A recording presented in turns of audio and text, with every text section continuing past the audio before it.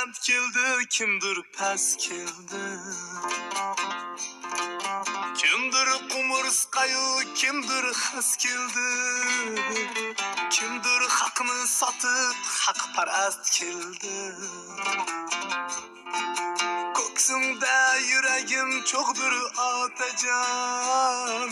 Sizdan yaqin do'stim yo'qdir otajon.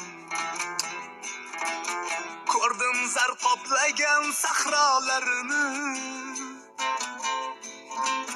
Bildim nafs kuyida adolarini. Nechuk inson bilmas xatolarini. Armonim bo'g'zimda tig'dir otajon. Sizdan yaqin do'stim yo'qdir otajon. Otajon, otajonim otajon. Sizdan yaqin do'stim yo'qdir otajon. Sizdan yaqin do'stim yo'qdir otajon.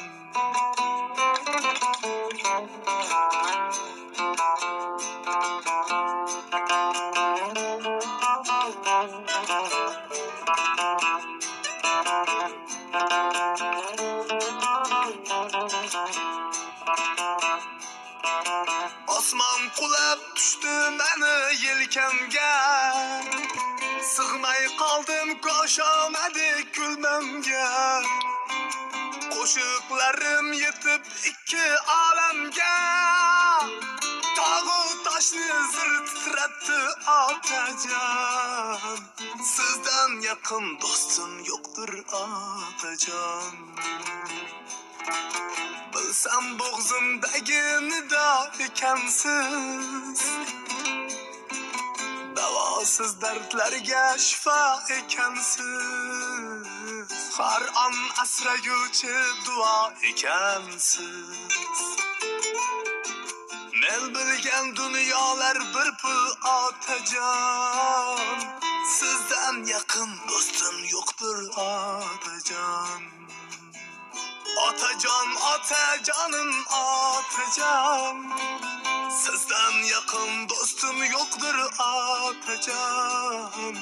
Sizdan yaqin kimdir yo'qdir otajon. Kimdir qumursqayu, kimdir xas keldi.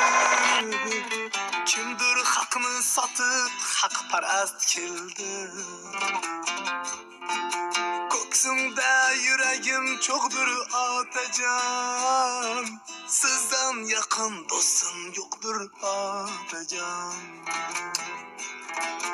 Ko'rdim zar qoplagan sahrolarini. Bildim nafs kuyida adolarini. Nechuk inson bilmas xatolarini.